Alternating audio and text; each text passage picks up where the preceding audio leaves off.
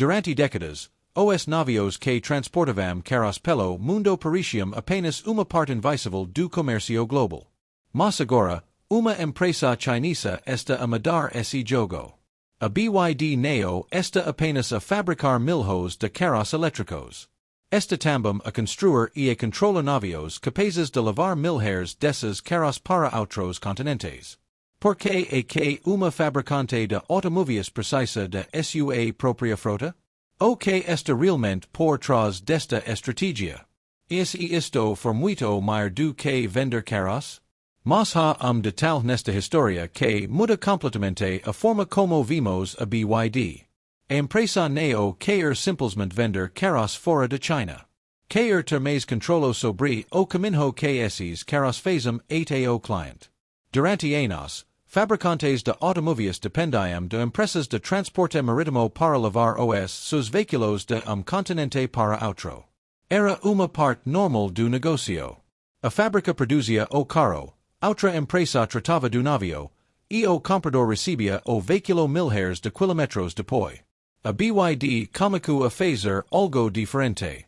Em 2024, entrou aparcado o BYD Explorer No. 1, enorme navio criado para transportar veículos. A capacidade ronda os 7.000 carros. Para perceber a dimensão, imagine milhares de automóveis estacionados num edifício que também consegue atravessar oceanos. E este Neo era caso isolado. A BYD começou a aumentar rapidamente a sua capacidade de transporte marítimo. Outros navios foram adicionados ou preparados para entrar na aparcao, incluindo embarcados capazes de transportar ainda mais veículos. Mas por que gastar tanto dinheiro numa parte do negócio que, à primeira vista, parece secundária? A resposta está problemas simples. Distância. A BYD produz uma enorme quantidade de carros na China. Mas os seus mercados de crescimento estão cada vez mais longe. Europa, América Latina, Medio Oriente e outras regiões podem representar milhões de potenciais compradores. Para chegar a esses mercados, o carro precisa de viajar. E o transporte marítimo pode tornar-se ponto de estrangulamento. Se os preços dos transportes sobem, se faltam navios ou as rotas ficam congestionadas, o fabricante perde tempo e dinheiro. A BYD percebeu que controlar uma parte desse processo pode dar-lhe uma vantagem. A quase como construir uma estrada privada para os seus próprios produtos. Mas existe uma questão ainda mais interessante. Se a BYD continuar a aumentar a sua frota enquanto aumenta também a produção de automóveis, poderá deixar de ser apenas uma empresa automóvel com navios. Poderá tornar-se uma empresa que controla uma parte importante da própria cadeia que leva os seus carros até o mundo. E é aqui que a história começa realmente a ficar séria. Porque fabricar carro é uma coisa. Conseguir colocá-lo num porto estrangeiro, no momento certo e custo competitivo, é outra completamente diferente. E a próxima pergunta é inevitável. Quantos destes navios serão necessários para transformar esta estratégia numa verdadeira máquina global de exportação? O número parece impossível. Mas é precisamente aqui que a estratégia de BYD começa a ganhar outra dimensão. Navio para transportar carros pode parecer apenas mais uma ferramenta logística. Mas, para uma empresa que quer vender veículos em dezenas de países, cada navio pode funcionar como uma peça de uma enorme rede. O BYD Explorer No. 1 consegue transportar cerca de 7.000 veículos. E a BYD Neo Peru nesse primeiro navio. A empresa avançou com mais embarcados, aumentando a capacidade de levar os seus próprios carros para mercados estrangeiros. Isto resolve problema importante. Quando uma empresa vende carros para outro continente, não basta fabricar esses carros. É preciso encontrar espaço no navio, reservar uma rota, esperar pelo carregamento e lidar com os horários dos portos. Qualquer atraso pode criar efeito dominó.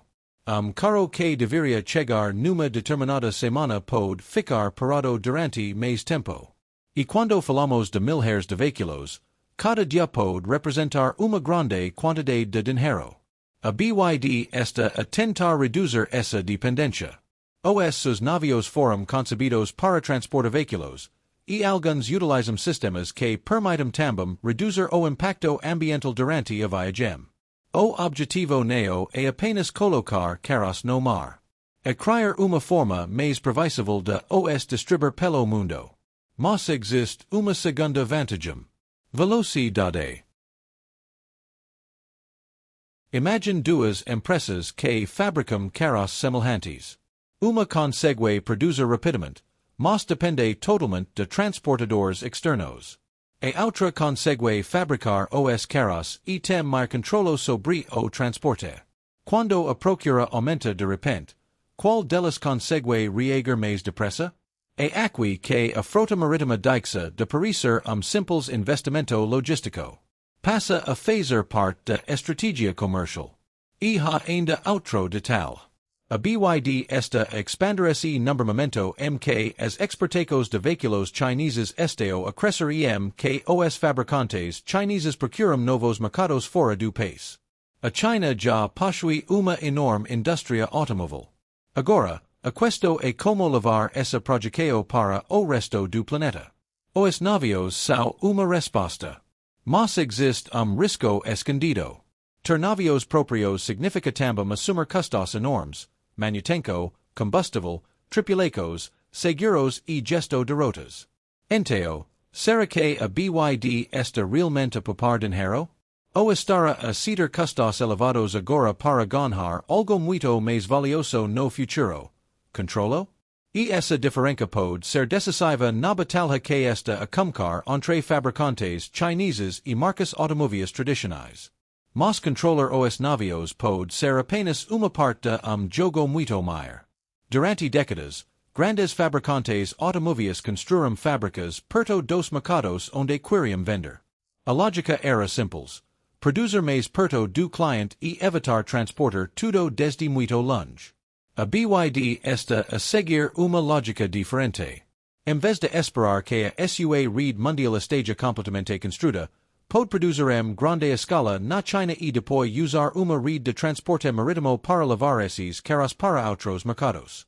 Isto dá à empresa uma espécie de ponte entre a enorme capacidade industrial chinesa e a procura internacional. E os números ajudam a perceber o tamanho desta máquina. A BYD vendeu mais de 4 milhões de veículos de nova energia em 2024, incluindo veículos elétricos e híbridos plug-in. Uma parte crescente dessa projeção procura compradores fora de China. Mas existe problema. Milhões de carros não cabem pequeno número de navios. É por isso que a expansão da frota importa. Quanto maior for a projeção para exportação, maior será a necessidade de capacidade marítima. Se a BYD conseguir reservar ou controlar uma parte significativa dessa capacidade, pode reduzir a dependência de transportadores externos.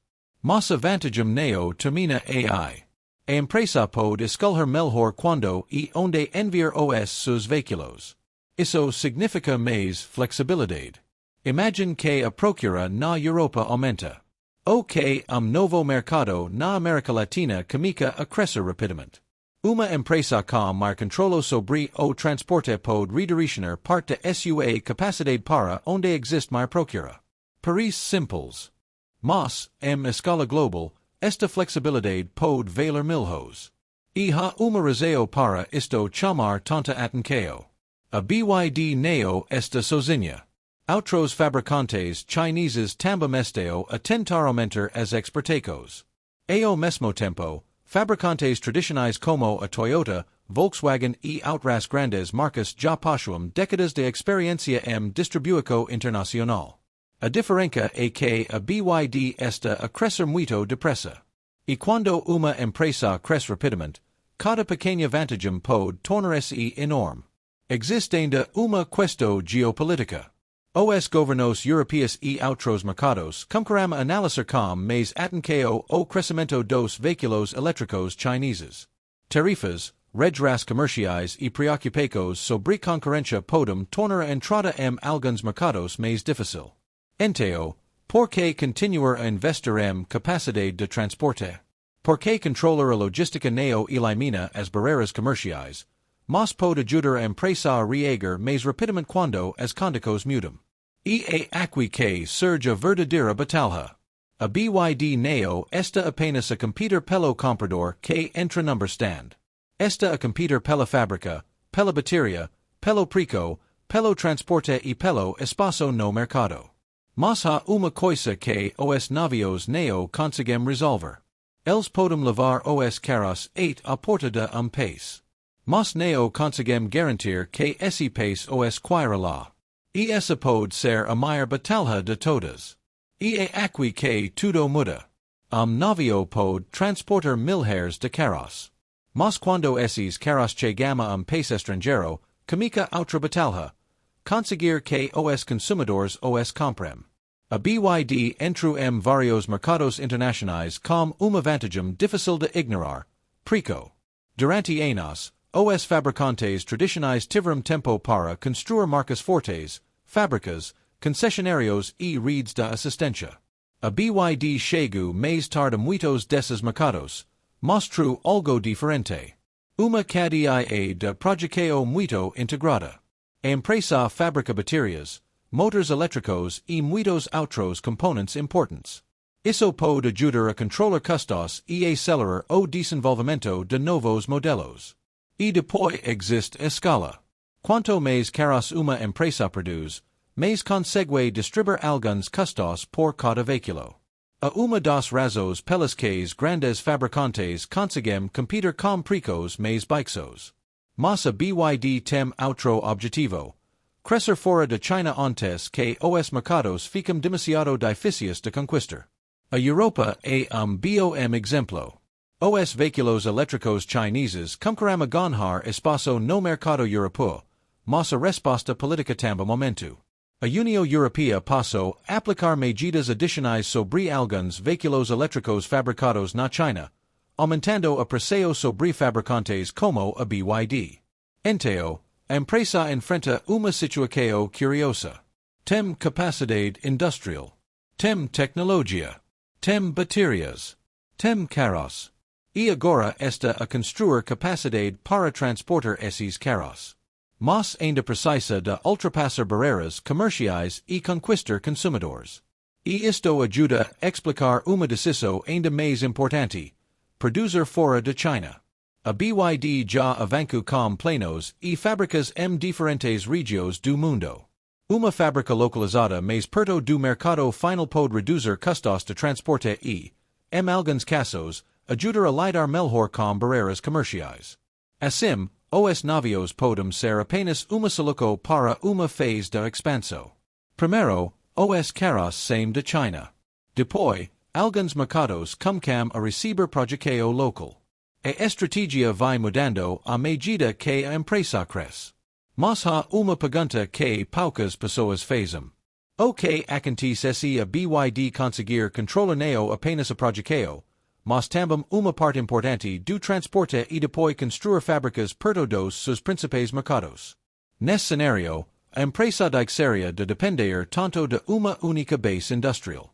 E isso poderia transformar a BYD numa concorrente muito mais difícil de travar. Mas essa expansão também cria novo problema. Quanto maior fica a empresa, maior a atenção dos governos. E quando uma fabricante de automóveis comica a aparecer cada vez mais nos portos, nas estradas e nas fábricas de vários continentes, a questão deixa de ser apenas econômica. Passa a ser estratégica. Porque talvez a verdadeira disputa não seja sobre quem vende mais carros. Pode ser sobre quem controla a cadeia inteira que coloca esses carros nas mãos dos consumidores. E essa batalha está apenas a começar. O que parecia ser apenas uma frota de navios tornou-se uma peça importante da expansão global da BYD. Em 2025, a empresa já tinha aumentado rapidamente a sua frota de transportadores de automóveis.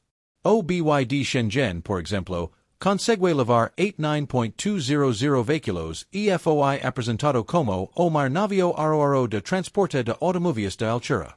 Mas a verdadeira dimensão da estratégia aparece quando olhamos para o conjunto. A BYD passou de primeiro navio, M 2024, para uma frota muito maior em pouco tempo.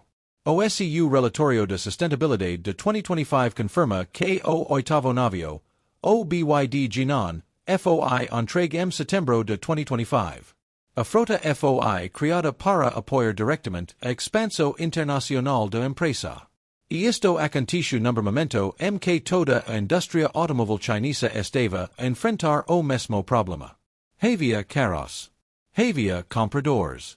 Mas não havia navios suficientes. As exportações chinesas de automóveis cresceram tão rapidamente que a capacidade mundial de transporte começou a ficar sob pressão. Em 2026, a China poderá exportar cerca de 10.000 de veículos, enquanto os navios especializados continuam a ser recurso limitado. Agora imagine o que isso significa para uma empresa como a BYD. Se os transportadores disponíveis estão ocupados, esperar pode significar perder vendas. Mas se a empresa possui uma frota própria, consegue criar capacidade adicional para os seus veículos. É uma diferença simples. E pode ser enorme. A BYD Neo controla todos os portos. Neo controla todos os oceanos. E certamente Neo controla todo o comércio mundial. Por isso, dizer que está literalmente a tomar conta das rotas marítimas seria exagerado. Mas existe algo mais real e mais interessante. A empresa está a tentar controlar uma parte maior da viagem entre a fábrica e o cliente.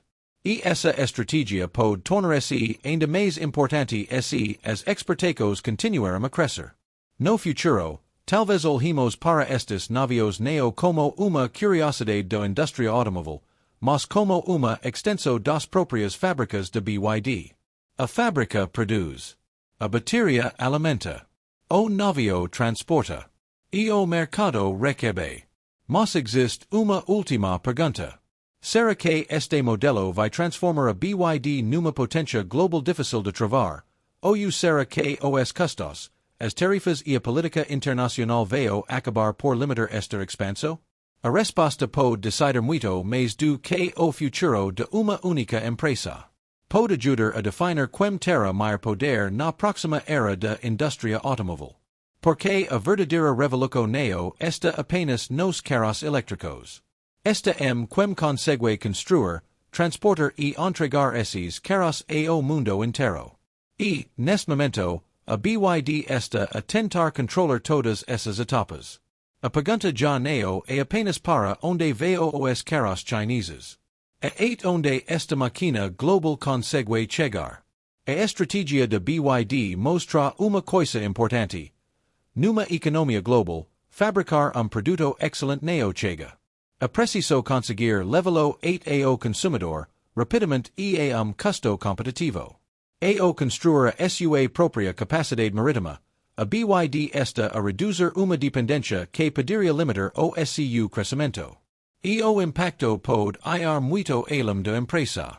Se outros fabricantes seguirem o mesmo caminho, o transporte automóvel poderá mudar. Os portos terão de se adaptar.